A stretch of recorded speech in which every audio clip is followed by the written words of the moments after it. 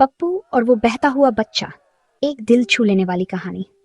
पाकिस्तान के एक छोटे से हरे भरे गांव चमकपुर में एक 8 साल का बच्चा रहता था जिसका नाम पप्पू था। पप्पू एक छोटे से कच्चे घर में अपने मम्मी पापा के साथ सिंपल लाइफ जी रहा था। वो स्कूल जाता, नदी के किनारे खेलता और शाम को मम्मी की हेल्प करता। वो बहुत सॉफ्ट हार्टेड और हेल्पिंग बच्चा था जिसे गांव वाले भी पसंद करते थे। पहला दिन, बारिश की पहली बूंद। एक दिन अचानक आसमान पर काले बादल छा गए।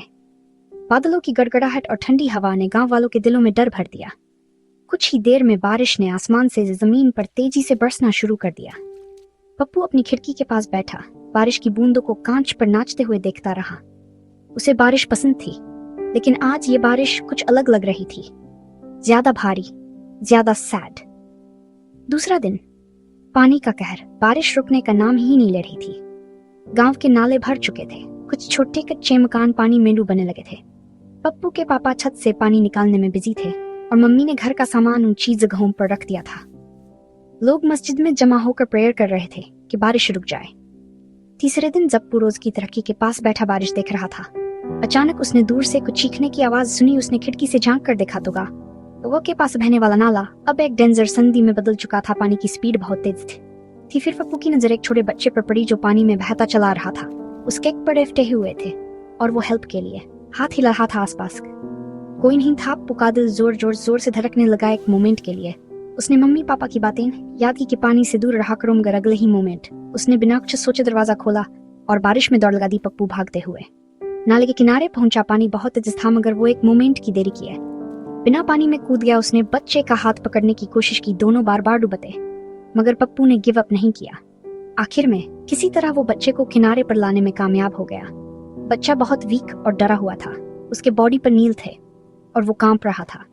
पप्पू ने अपना शॉल उस पर लपेटा और उसे अपने घर ले आया। उसकी मम्मी भी परेशान थी, लेकिन पप्पू की ब्रेवरी पर हैरान उसने माँ से कहा, मम्मी, ये बच्चा अकेला है, कुछ खाने को दो। मम्मी ने उसे सूप दिया और पप्पू ने उसे अपने हाथों से खिलाया। बच्चा बोलता नहीं था, सिर्फ आंखों से आंसू बहा रहा था। पप्पू ने उसके सिर पर हाथ फेरा और धीरे से पूछा, तुम्हारा नाम क्या है? तुम कहाँ से हो? बच्चा कुछ देर चुप रहा, फिर रोते हुए बोला, मेरा नाम अरहम है। मेरे पापा, मेरी मम्मी पानी में। पप्पू चुप हो गया।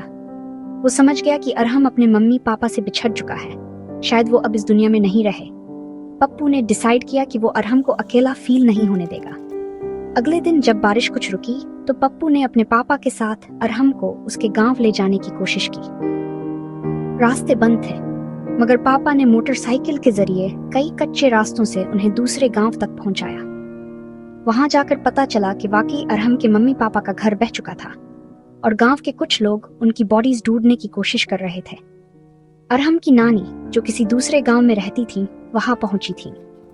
जब उन्होंने अरहम को सेफ देखा तो आंखों से खुशी और गम के मिले जुले आंसू बहने लगे। उन्होंने पप्पू को गले लगाकर कहा, बेटा, तुमने जो किया है वो सिर्फ एक एंजल ही कर सकता है। पप्पू चुपचाप घर वापस आया। उसके दिल में एक अजीब सा सुकून था, लेकिन आंखों में नमी भी। उसने बचपन में ही एक बहुत बड़ा लेसन सीख लिया था। लाइफ नाजुक है, मगर इंसानियत और हमदर्दी उसे ब्यूटीफुल बनाती है। पप्पू के इस एक एक्ट ने पूरे गांव को चेंज कर दिया। लोग एक दूसरे की हेल्प करने लगे और पप्पू, सिर्फ 8 साल का बच्चा, सबके दिलों में एक हीरो बनकर सामने आया।